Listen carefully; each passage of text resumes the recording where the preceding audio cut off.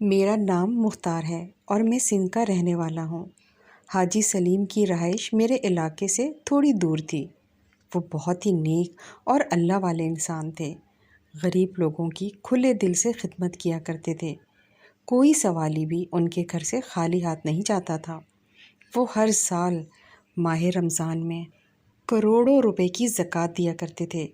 وہ یہ نہیں دیکھتے تھے کہ زکوٰۃ لینے والا کوئی جوان آیا ہے یا بوڑھا، وہ بس چپ کر کے زکوٰۃ دے دیا کرتے تھے۔ میرا تعلق بھی ایک بہت ہی غریب گھرانے سے تھا۔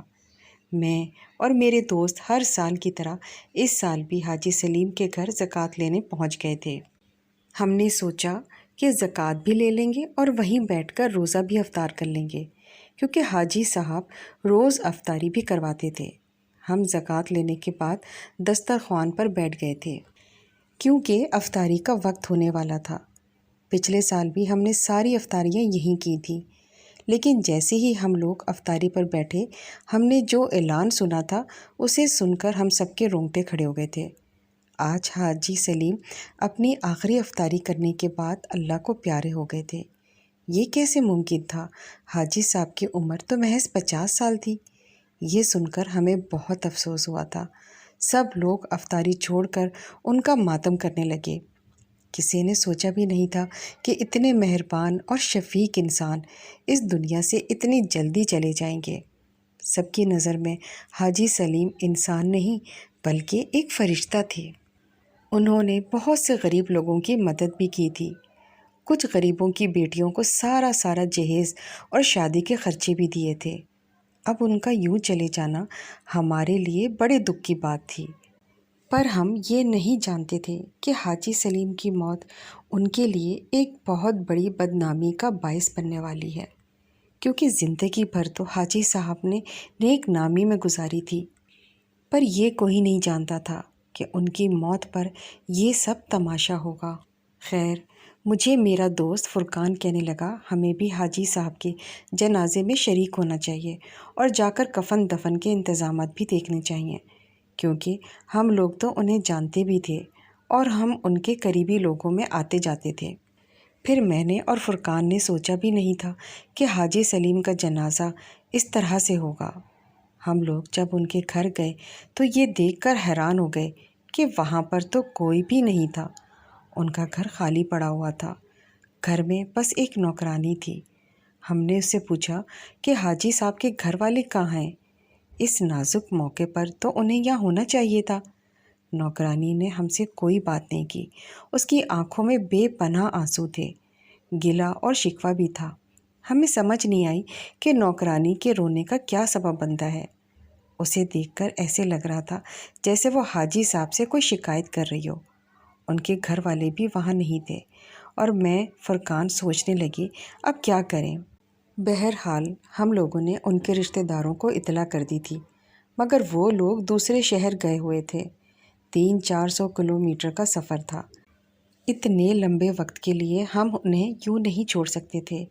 میں نے فرقان سے کہا کہ ہم حاجی صاحب کی میت کو غسل دے دیتے ہیں، اس کے بعد جو ہوگا وہ دیکھا جائے گا، باقی کے انتظامات ان کے گھر والے سنبھال لیں گے۔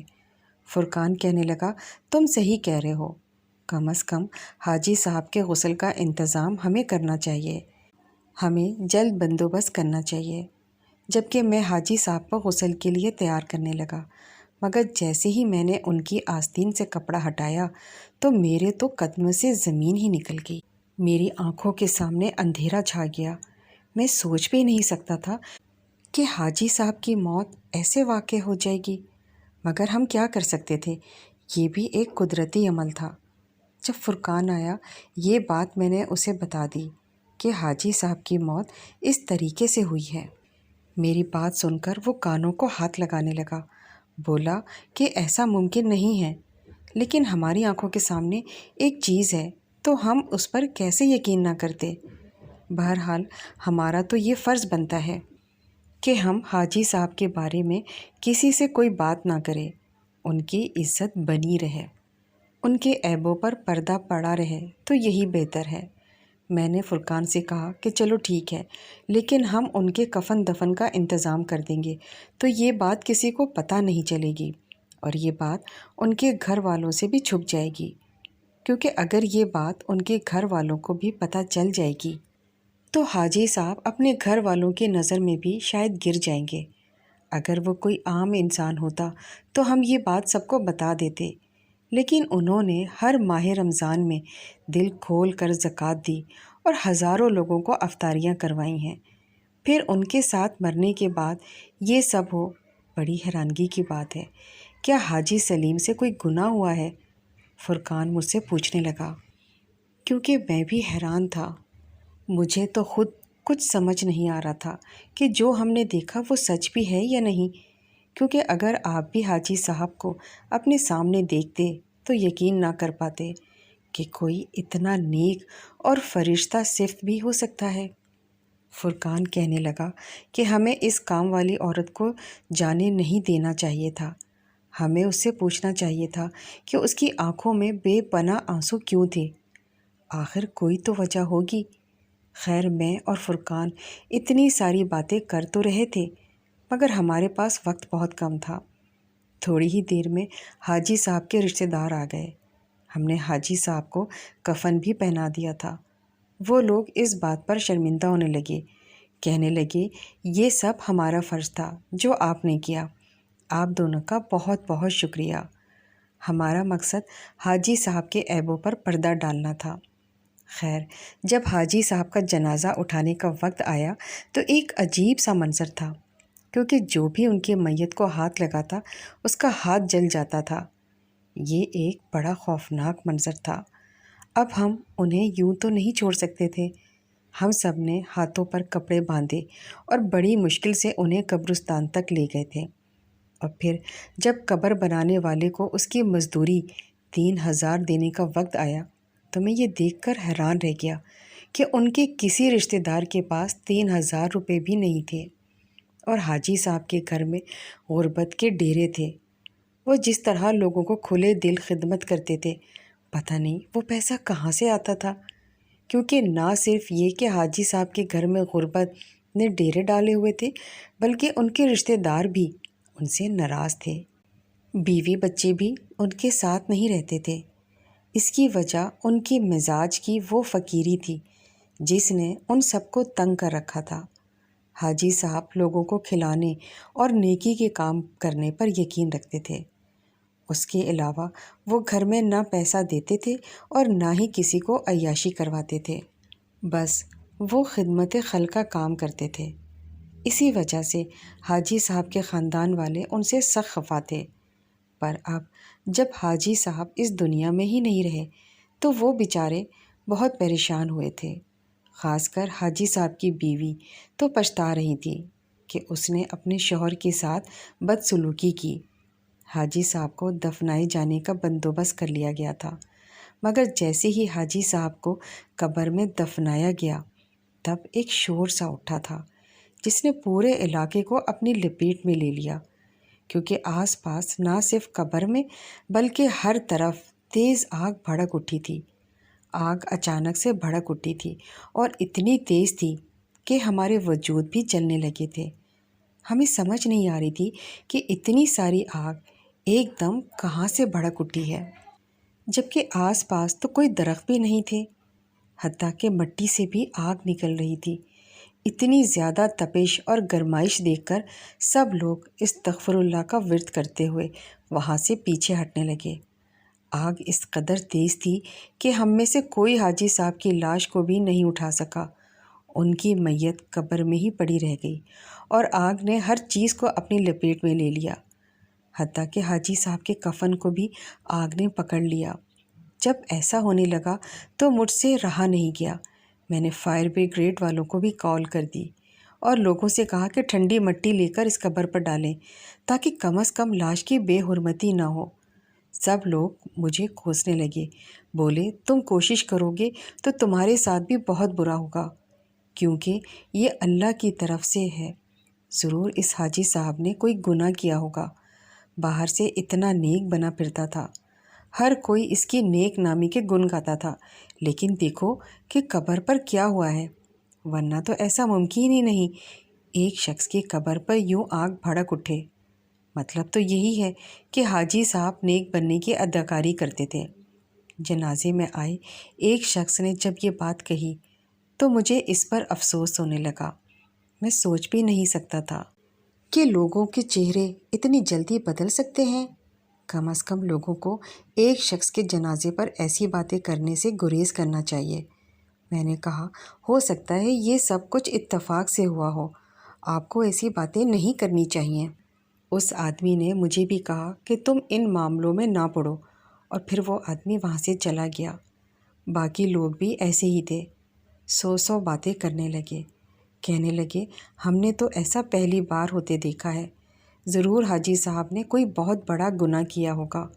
لوگوں کے جانے کے بعد جب میری نظر حاجی صاحب کی قبر پر پڑی تو میرا دل خون کے آنسو رونے لگا۔ ان کا آدھا کفن جل چکا تھا۔ حاجی صاحب کے رشتہ داروں نے فوراً ہی دوسرے کفن کا بندوبست کر دیا اور یوں ان کو قبر میں دفنا دیا گیا۔ مگر یہ قصہ یہیں پر ختم نہیں ہوتا۔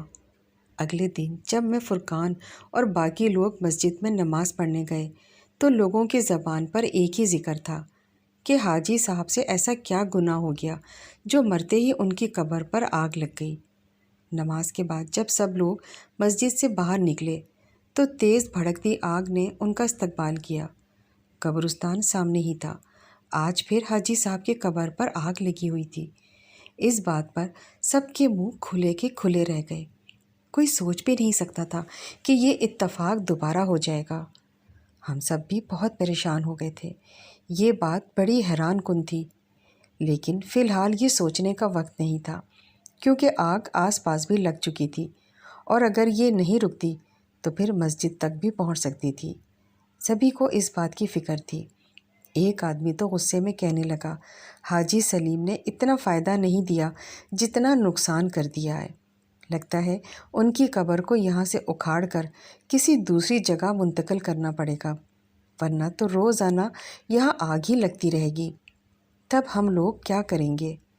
میں حیران تھا کہ کیسے سب لوگ حاجی صاحب پر باتیں کر رہے ہیں، حالانکہ ایسا کرنا سخت گناہ ہے۔ آگ کسی اور وجہ سے بھی تو لگ سکتی تھی، پر ایسا کون سوچتا ہے؟ ہمارے ہاں تو جو بات ہو جائے لوگ اس کی تحقیق کیے بنا ہی اپنی اپنی زبان کھول لیتے ہیں اور پھر دوسرے پر کیچڑ اچھالتے ہیں۔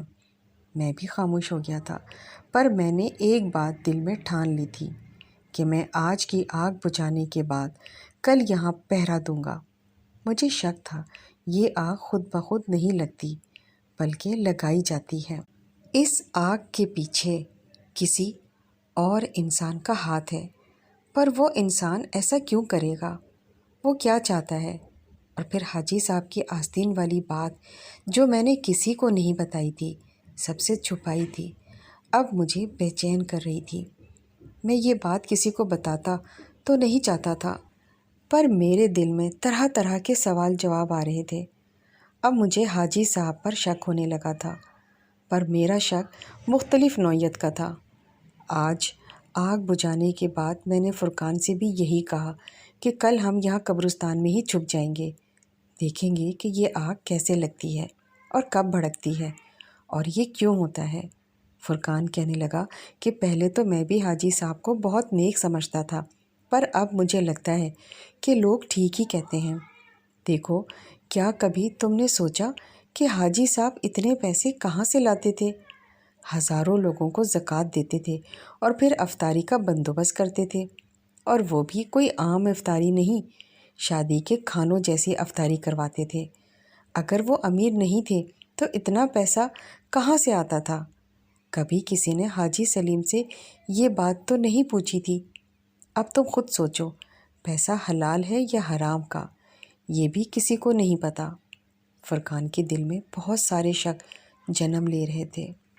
یہ تو مجھے بھی نہیں پتہ تھا کہ حاجی صاحب اتنا سارا پیسہ کہاں سے لاتے تھے، لیکن میں ان پر شک بھی نہیں کر سکتا تھا، کیونکہ اللہ تعالیٰ نے جس شخص کو اتنی عزت دی ہو وہ برا ہونا یہ کیسے ممکن ہے؟